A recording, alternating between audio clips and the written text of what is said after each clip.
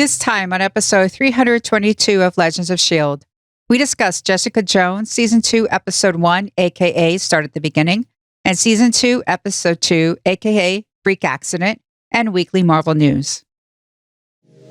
I'm Stephen John Drew from Better Podcasting, a podcast about podcasting, part of the Gonna Geek Network. Just like the show you're checking out now. Shows on the network are individually owned, and opinions expressed may not reflect others. Find fantastic geeky shows at GonnaGeekNetwork.com. You have been granted clearance by director Alfonso Mack Mackenzie. Stand by for a S.H.I.E.L.D. debriefing.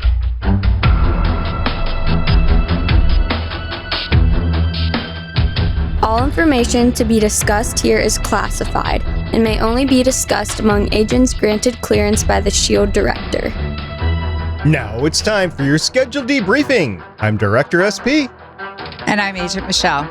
Welcome to Legends of S.H.I.E.L.D., a Marvel Comic Universe fan show. The show is recorded on Sunday, March 8th, 2020, live from the Legends of S.H.I.E.L.D. studios, and broadcast worldwide via www.geeks.live. Come and join our live chat as we record. Michelle, happy International Women's Day. Thank you. Here you're supposed to post on social media with a hashtag International Women's Day. Yes, people have been doing that. Okay. So happy International Women's Day to you and to all of the women out there. Of course, this won't be posted for another week or so. So I hope you've enjoyed your International Women's Day. Legends of S.H.I.E.L.D. is a fan-based podcast on the ABC television show Marvel's Agents of S.H.I.E.L.D., the multiple Marvel small screen series, and the Marvel cinematic and comic book universes in general. Because of being on brunch terms. If you would like to talk to us about brunch buddies, you can check us out our website, legendsofshield.com. You can leave us a message about your favorite brunch on our voicemail, 844-THE-BUS-1. That's 844-843-2871. You can leave a message for us on our Facebook page at Legends of S.H.I.E.L.D. Podcast at what time you eat Sunday brunch. You can find us on Twitter at Legends of S.H.I.E.L.D. You can leave us a YouTube message and comment on our YouTube channel at youtube.com/GonnaGeek, all about your favorite brunch. You can tell your Amazon device to enable Legends of S.H.I.E.L.D. skill. And remember, Legends of S.H.I.E.L.D. is a proud member of the GonnaGeek.com Brunch Network. So, Michelle, we're without Agent Haley today. She is without internet. That is a tragedy. It is. And when you move, sometimes you think ahead and you schedule your internet for when, you actually move in. And if you're Haley, you obviously don't. Or you do, and they're full, or they claim to be, not be able to schedule for a week, or blah, blah, blah, blah, blah, blah, blah. Maybe they're busy at brunch. Who knows? We're also without Agent Lauren, who hopes to be back here next week. She just had a family thing she had to do today. In the meantime, it's you and me. We're getting ready to delve back into Jessica Jones. Are you ready? Yes. Here we go.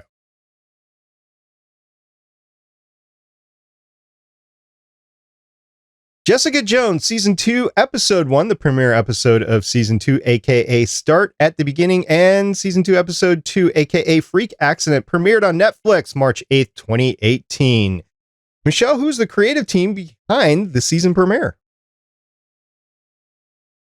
Okay, first, before we do this, you realize it's March 8th, and March 8th, okay, that's weird. That's weird.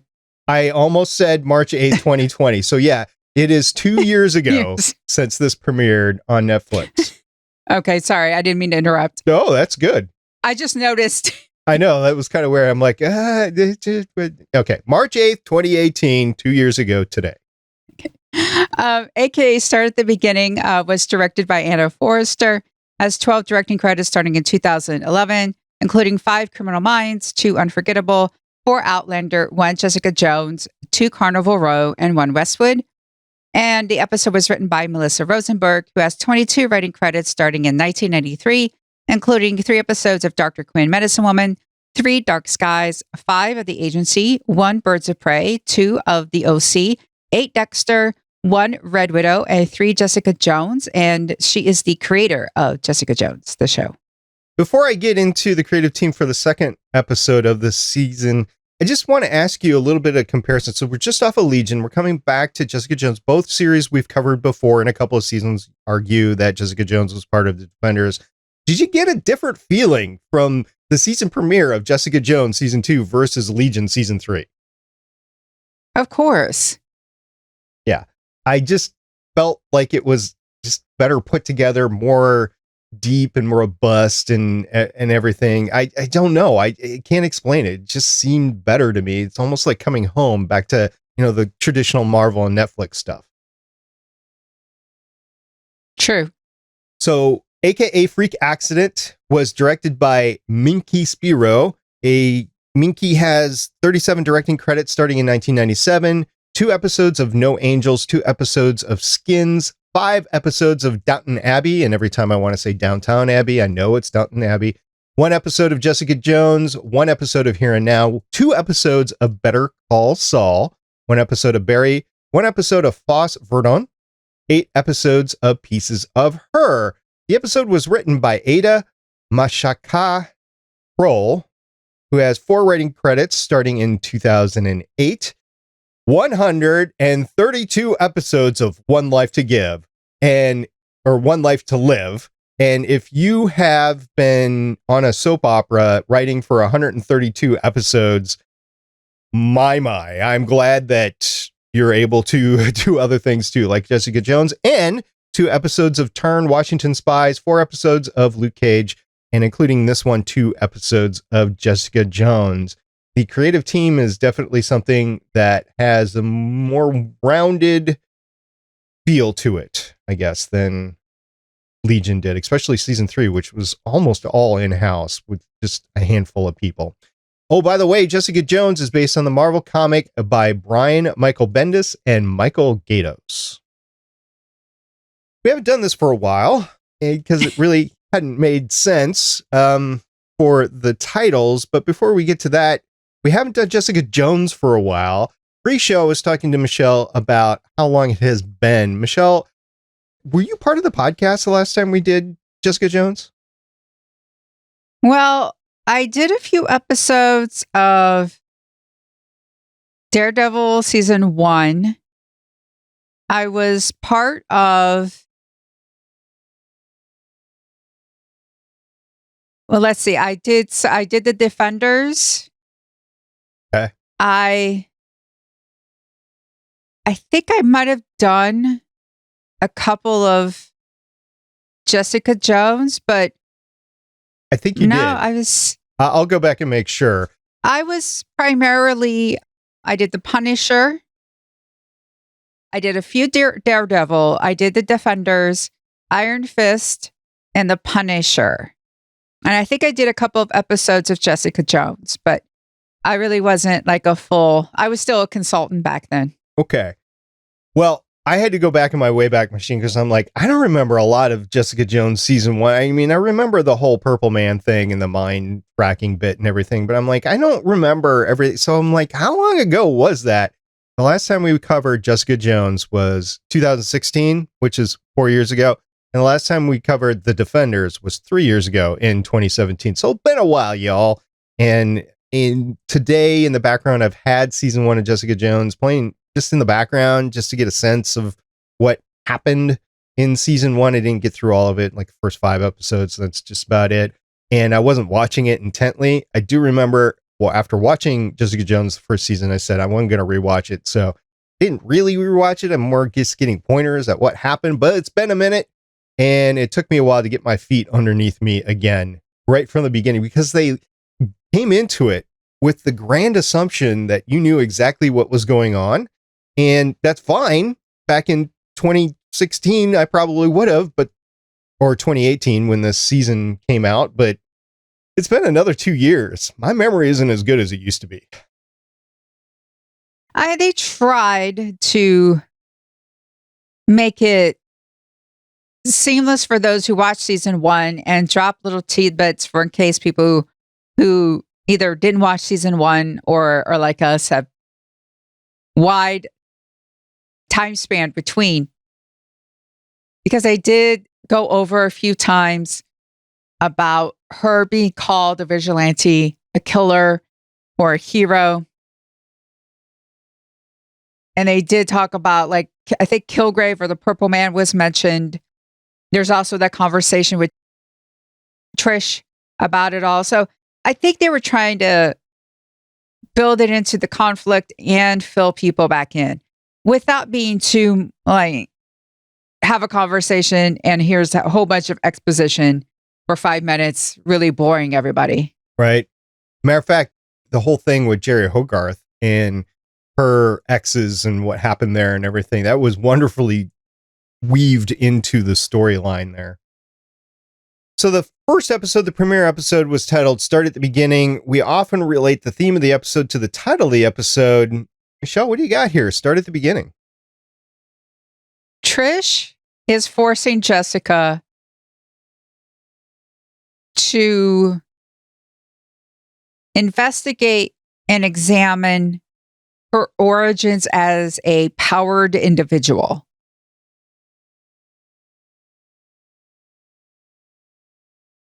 I think some of that is benevolent and a lot of it is not, and we can get into that later, but that's okay. Yeah, we'll go with that. We'll start at the beginning. And also the second episode was entitled Freak Accident. What is your link to the theme of that episode? A couple of things. One, the guy dies by a car accident and somebody actually says it's a freak accident. And then you could also look at, well, Jessica sees herself as a freak. Maybe she was an accident as well. Okay, because we really didn't get an origin story the first time around. We got the, now she has powers and she's discovering her powers sort of thing, but we never got the incident that created her powers in season 1, at least not that I can remember. I do remember her breaking the sink in their childhood home, but I don't remember anything other than that. And we got the flashbacks of the car accident again, which supposedly created everything as well. So, okay, I'll go with it. And you had a note in here about, since Trish is trying to force Jessica into at least facing her path, do you think that's a good idea? No. Professional tip here, people. Aggressively forcing people to face their trauma, is it healthy? Trish is she's almost like a freight train going at top speed. Part of it is really because she wants to do this story. Trish wants to do something that matters. And she thinks exposing this will help a bunch of people. But in order to do that, she needs to prove it. And her best way to proving it is to have Jessica go through and face all of it. But Trish's tactics are rough. Rough indeed. Oh yeah, you lost this 17 years ago in my storage unit. Here you go. It's the ashes of her family. That's, wow. Being faced with that, I'd have a problem with it too. Although, I mean, at some point in time, you got to deal with it. 17 years is a little bit long. But just dropping it on her desk isn't exactly a great thing either. In her defense, she did try to say it was a private conversation, try to get Malcolm out of there, and he stayed and then left because he knew he had to. But yeah, I don't know if I would have gone about it that way. Jessica's usually the rough one. It wasn't easy seeing Trish being rough. I know the events from season 1 opened Trish's eyes to a different world. In season 1, she just knew Jessica had abilities, but really didn't understand the bigger picture. Now she has this whole, like, wants to be Lois Lane. It's the only really comparison I could think of. I know it's crossing the streams, But it's like she wants to be Lois Lane. I could kind of see that. And she did go through the Defenders season as well. So she got to experience the other powered humans along with Jessica and go through that kind of horrifying thing that they had to go through. And Trish has other things going on in her life too. But before we get to that, I just want to make a note. We've already talked about Malcolm. We talked about Trish. We talked about Trish's mom. We talked about, we kind of talked about Trish's mom because of the brunch conversation before. Talked about Malcolm. These are all complex and interesting characters. And this is one of the lovely things about Jessica Jones is that you know these characters and they're being in kind of off the wall situations in a normal world. And it was just really refreshing to get back to that sort of thing where you could kind of identify with the characters. And yet I don't know if there's a hero among them or a protagonist among them, maybe antagonist, whatever. But I don't think there's a true hero here. I mean, the series is titled Jessica Jones, but Jessica's not just the sole lead character of this. I know. Speaking of Malcolm, I really like how the writers in these first 2 episodes, they just dropped all these little things. Malcolm said he was up working because of the whole addict thing. We learned about him with Habitat for Humanity because he is still fixing Jessica's apartment. She fires him. He doesn't take it seriously. And he's been waiting for that, private investigating moment. And it's almost as though right now Jessica is passive. She just wants to take pictures of people cheating on each other, get paid, have meaningless sex, and get drunk. And that's the pattern that she wants right now. She wants to be in a rut. She wants to be in the dark. And when you're in that, you're not really eager or open to like a triggering action or that call to action. It has to be, she needs something to get her interest. And I like how it really wasn't something Trish gave her. It came in this Whizzer guy. Poor Whizzer. R.I.P. Whizzer. That was a tough one. So he comes into her and you don't know if they're just making fun of the fandom or maybe this guy really does have powers. Both of those things went through my mind when I first saw Whizzer because he says he's really fast. Well, he's no Flash. He's not fit or anything. He's a heavy-set dude.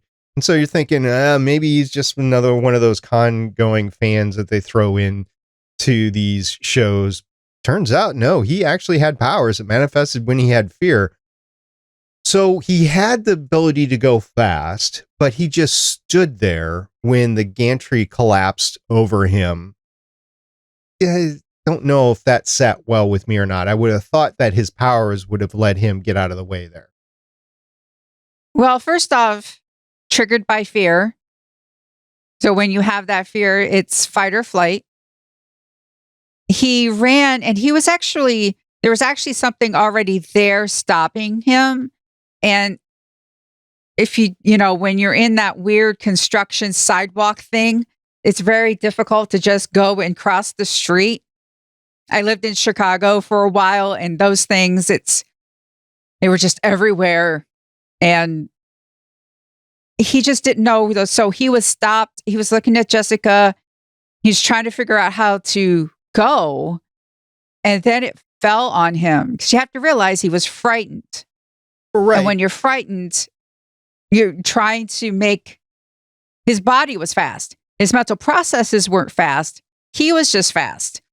Okay. I was thinking he could have run towards Jessica and avoided the gantry as it was collapsing. She was kind of beating him up. Well, she was saying she didn't want to hurt him at that point, that she understood him and she believed him. Again, he actually said fear-based power.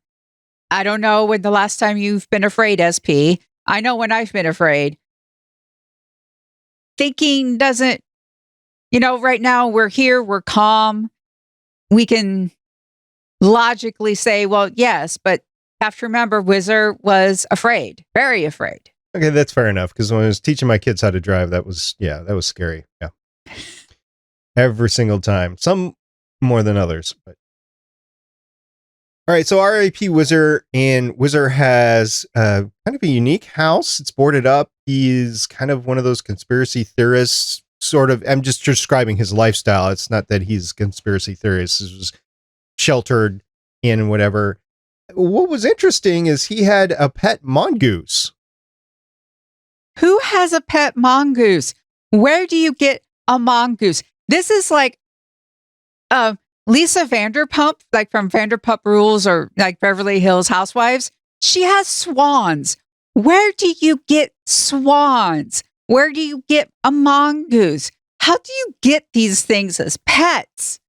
There is such a thing as an exotic pet license that you have to get in certain states, and exotic pet dealers that you have to go through in order to get these things. So it is possible. However, in a lot of states, it's illegal to have some of these things as pets. Now, swans, I would think that you could just create a natural habitat for them and they would stick around. But mongoose, that he definitely needed his cage to go run around. And when Whizzer didn't come back, Emil's the mongoose name. Emil got out, and I don't think we've seen the last of Emil. I think that we're going to see Emil again in this season. I have not seen the remaining episodes of Jessica Jones. I know you have, but it's been a minute.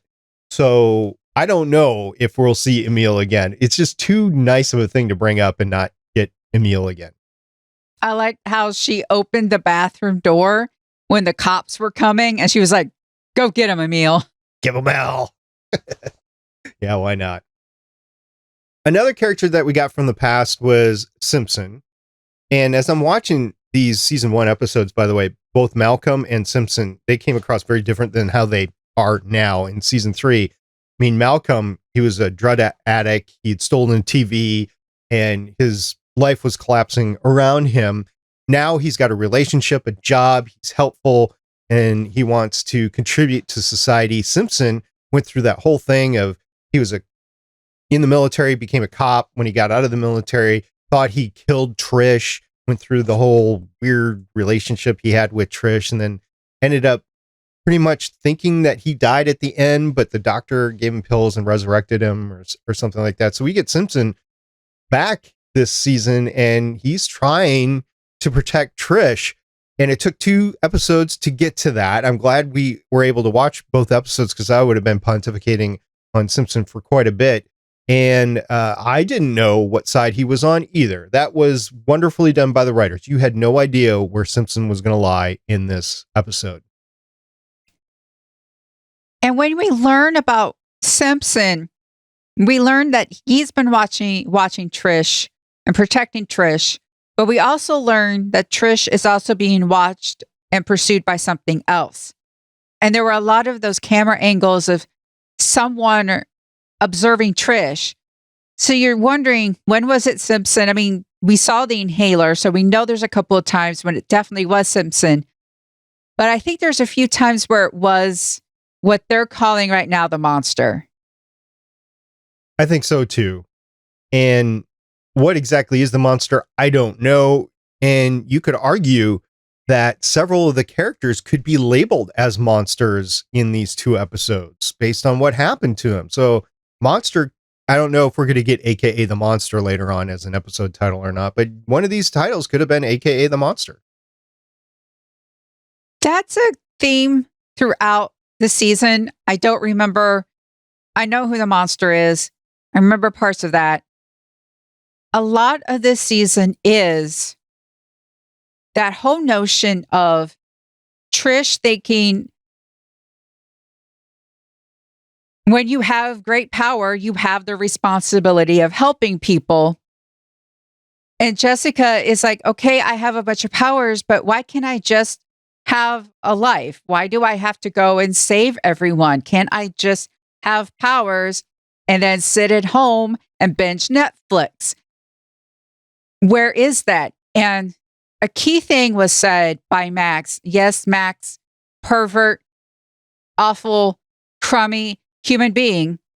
But something he said was actually true, that Trish fears being just ordinary. She wants something more. She's always wanted something more. She's still got her super dress, though, from when she was younger. Still fits. That was funny. And she went to the birthday party to barter for the document there. And then, of course, she says the S word in front of a bunch of little kids. That was interesting because they were having a conversation away from the kids. So you thought they were isolated enough from the kids, but yet she said the S words and all the kids immediately went, ooh! So obviously. Kids, man. Kids. Yeah. You say a dirty word and they got it. And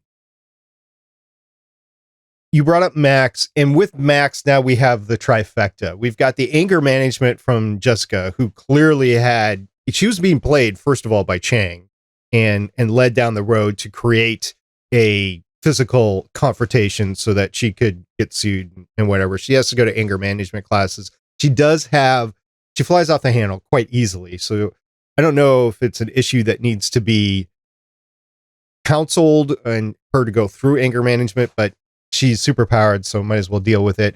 He had, in my opinion, sexual abuse. I know Max has his side of the story. I will just say it's sexual abuse because he had to be 40 and she was 15. That was wrong.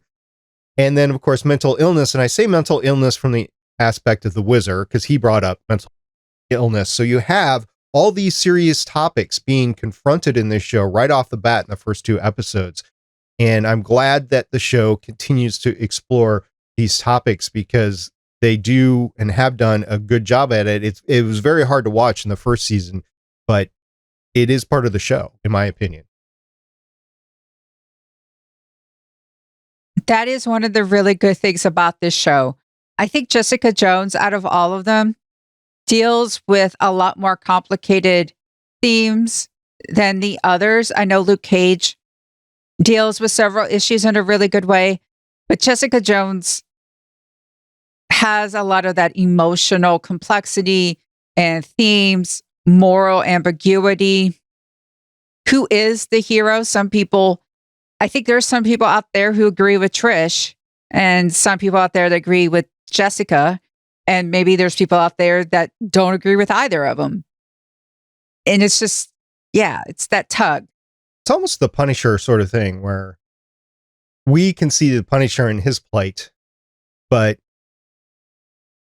on the outside looking in, the Punisher has done some really, really, really bad things. And yes, he still has done some really bad things, but his plight has been more good than bad when it comes down to it. He just has a certain way of going about it. And this is that same world. So you do have the Punisher, you have Daredevil, you have Luke Cage, you have Iron Fist, all in the same universe, and they're all approaching their own problems and confronting them in a certain way that ends up affecting a lot of the other humans, particularly in New York City, since they're centered on New York City. So it's been a minute since you've seen these episodes. Are you glad that you're rewatching it for the second time here? Yes, because I get to talk about it. Okay. You get your therapy session in your Legends of S.H.I.E.L.D. patented therapy session. Do you watch Exactly. It? Okay. Yeah, I'm glad we're finally getting to it. I've missed the Netflix shows. I'm glad we covered Cloak and Dagger and The Runaways when we did, rather than finishing off the Netflix series, just because I liked the series and was able to watch them in almost real time at the end there. And now we can take some time to go back and finish off these Netflix shows before the Disney Plus shows start rolling in on us. I'm glad we're finally getting to do this. Not only are we doing season 2, eventually we'll get to season 3, which is the last Netflix show that we'll get to, but we're going to do all of the other seasons in between here. So is there anything else you'd like to say about Jessica Jones season 2, episode 1 and 2? Jerry's diagnosis, which I apologize. I didn't realize that when I was doing the notes, I put that in there. You don't get the actual diagnosis until a different episode. I did not mean to spoil what she actually has, and then the show notes. I apologize for that. Well, in episode 2, by the way, like first you're like, is this cancer? Is this a Defender sort of thing? Where you had the whole cancer thing going on. But in episode 2, it's definitely a motor control function issue. So I just didn't know what it was, whether it was MS, ALS, something that is motor control related. I didn't know what it was. And it's actually a subplot for throughout the season. Okay. So it's not just like touched on here.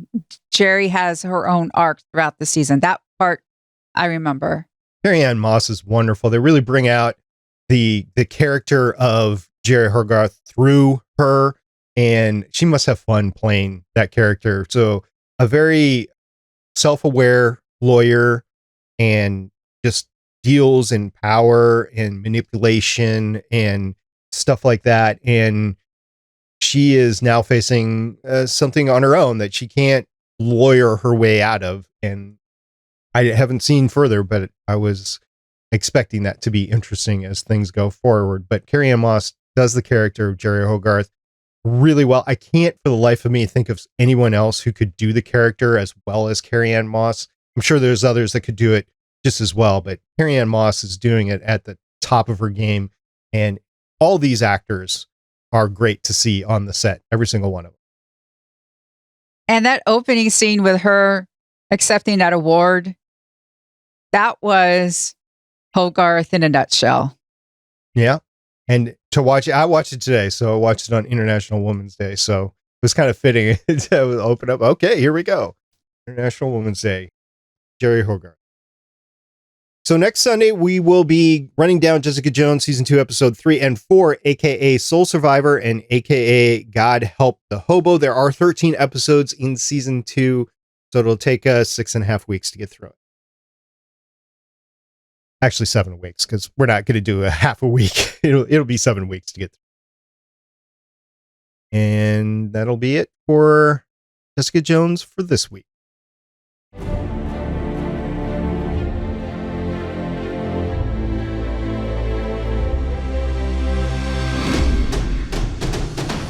Well, I have a bit of news.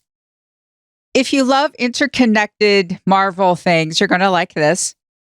There was a leaked fan photo from the Loki TV show, and it shows that Roxxon will be making an appearance on the show, seen on both a school bus repurposed into evacuation shuttle and a nearby shopping cart.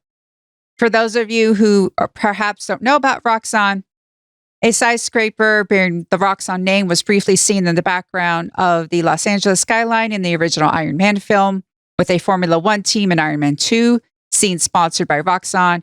Roxxon's cameos have continued in a Marvel Cinematic Universe short film as a gas station visit by Phil Coulson while en route to investigate Thor's hammer in New Mexico, while Iron Man 3 had a Roxxon executive captured by the 10 Rings. Roxxon has also had a significant presence in Marvel television productions, appearing in Agents of S.H.I.E.L.D., Agent Carter, Daredevil, and most prominently Cloak and Dagger, in addition to smaller shoutouts in Runaways and Iron Fist. It is unclear what role the corporation will play in Loki, but will hopefully amount to more than a fleeting cameo. And it's like, it brings back those warm feelings of hashtag it's all connected. A funny thing happened on the way to New Mexico, I believe, was the short with Phil Coulson as he was headed off to Thor and Thor's hammer, which every time I see a crater in Arizona or New Mexico or something like that, especially if it's an aerial shot, I'm looking in the middle for the little ejecta cone that's right in the middle. And I'm looking, oh, is that Thor's hammer in there? Is that Thor's hammer? So it's just kind of funny in real life to be able to look to that because of Thor. And Phil Coulson, by the way, did all his own stunts in that short. For those listeners, I'm shaking my head no. I'm just giving props to Phil Coulson and all his abilities, even though he did not do those stunts. That's going to be fun. I'm looking forward to this Loki series. I'm looking forward to all the Disney Plus series. And I'm wondering, philosophically, if we're going to get movement forward in the MCU, or this is all really going to be retrospective and just closing out the phase 3. I know the Loki series takes place after Endgame. I think it's supposed to be him, the version who took the Tesseract and gets to go time hopping. I think that's the version that's supposed to be in the television show. WandaVision, which I think wrapped already. I have no idea what that's about, because all the promotional material, first there's like that black and white, like she's almost like that 50s housewife sort of deal. I like the fact there's this weird mystery about what WandaVision could be.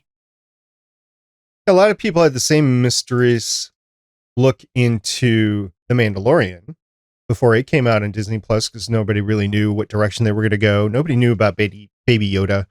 I know, spoilers for something that's out everywhere now. Even the Disney Plus commercials have Baby Yoda in it now.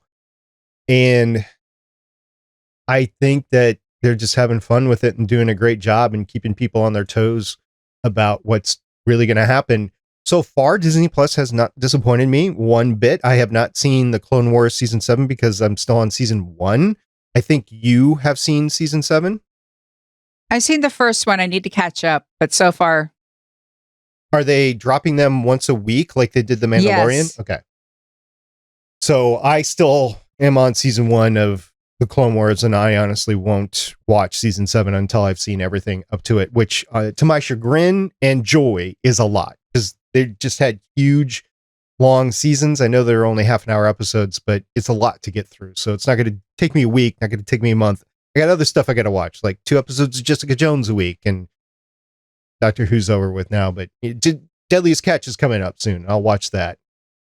Stuff like that. So yeah, it's just going to take me a while to get through something, but more and more stuff is on streaming services and less stuff is on linear TV. So my focus is shifting more towards the streaming services now versus linear TV, which I guess is a good thing because there's great content available through there. Just running through a few in my head: Altered Carbon, the Netflix series. I mean, that be the start of it here, but that's all done with Marvel right now. I mean, there's a bunch of stuff that's coming out on Disney Plus we just talked about, and Prime has The Expanse, which I still have not seen season 3 yet. Yeah, I know, bad SP, but haven't seen it yet. So just a ton of stuff out there, and I'm glad because I can't wait to actually watch it. And like, if you're my age, even the cable companies got on it because they released a cable streaming only version of Mad About You reboot or rehash or whatever you want to call it. Those of you that don't know about Mad About You, I encourage you to look it up. It was funny to me when it first came out, and I don't know if it'll hold the same truth in, but it's just my point, is there's so much available on streaming versus linear that, you know, if you haven't considered cutting the cord, maybe now is a good time to consider it. I considered it. I was ready. I already figured out what I was going to replace it with, but then I called my provider and then they asked me why. And I just went, well, I don't really watch as much. There's this cheaper alternative. And before I really could finish, they just was like, hold on. And then all of a sudden they could find me a loyalty discount. And they should just give those out. I mean, really, you should just downshift their business model and do it. Like, when was it? I'm trying to remember the year time frame. I don't know, 2010 to 2012, something like that. Maybe it was 2014. Maybe it was sooner than that. I'm just forgetting how long ago it was. The switch with people with actual phone lines to just go, okay, I'm just going to use my cell phone. It happened over the course of a couple of years, but it was almost overnight when you consider the history of the corded telephone. I think we're seeing the same thing. I think we're on the tail end of it right now with the streaming services. And so if cable and satellite can't keep up, some of the satellite providers already do have streaming services, but if they can't keep up and lower their prices to keep competitive, people are just going to leave them just out of budgetary reasons. I kept it because it was Basically the same price as my alternative. I'm just going to say I was going to do Hulu Plus. It was basically the same. Also, didn't have to worry about live sports. My mother loves the live sports, and she actually is one of the people that still watches a lot of network television. Of course, her thing is also Prime. She watches a lot of the Prime. Prime has a lot of like the old PBS Masterpiece stuff. And if it's a British show with a private detective, she has watched it.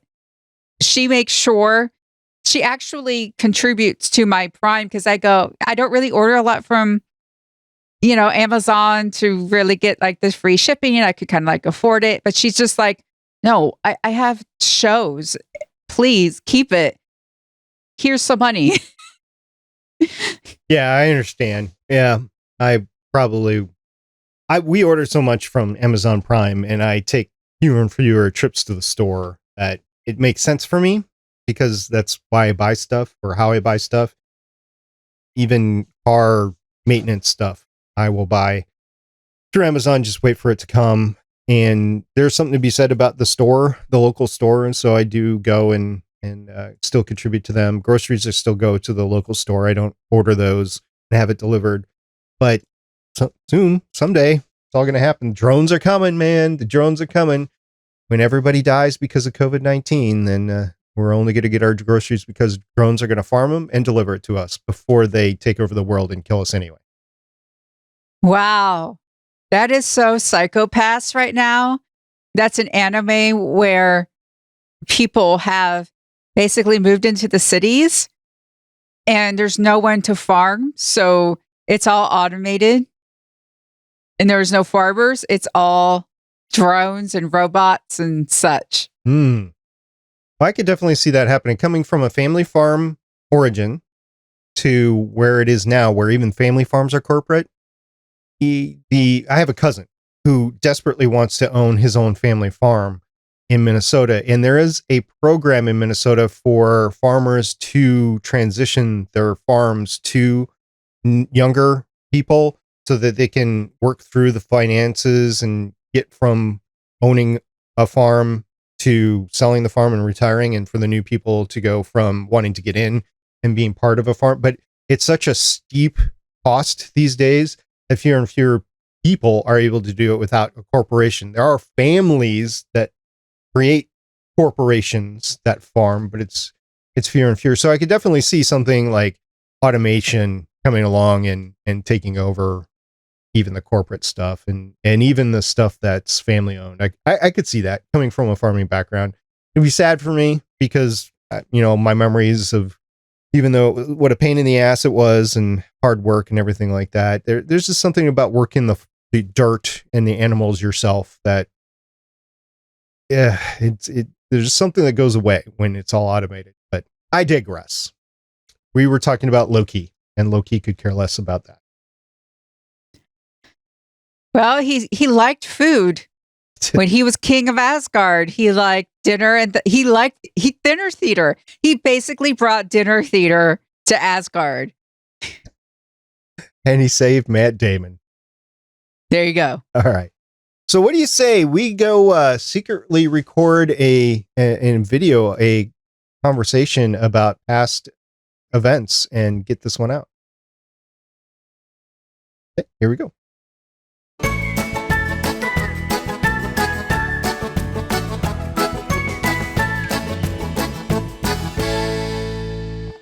It's been a great week here on Legends of S.H.I.E.L.D. Going back into Jessica Jones, it's like coming home, and I can't wait to get to all the rest of the Netflix stuff, and I really can't wait to get to Agents of S.H.I.E.L.D. So thank you, our listener, for staying in there with us as we are in the hiatus between the penultimate and finale seasons of Agents of S.H.I.E.L.D. Yes, thank you for your interactions, Twitter, Discord. We really appreciate you listening and interacting with us. And with that, I'll wrap it up. Until next time, I'm Director SP. And I'm Agent Michelle. We'll see y'all next week, hopefully with Agent Lauren and Agent Haley back. Yeah, bye. Bye. Wash your hands. Wash your hands. Don't touch your face. Thank you for listening. If you want to leave us feedback, go to gonnageek.com and you will find all our contact information and other shows. You can also visit legendsofshield.com where you'll find our complete archive of podcasts. The music heard on this podcast is by Kevin MacLeod, found at incompetech.com, and also artists on pond5.com and audiojungle.net. The opinions heard on this podcast are those of the individual hosts and do not represent Stargate Pioneer Productions, Legends of S.H.I.E.L.D, or Gonna Geek.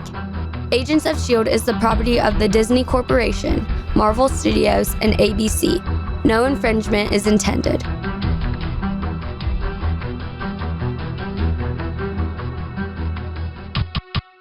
Legends of S.H.I.E.L.D is copyright 2013 through 2020.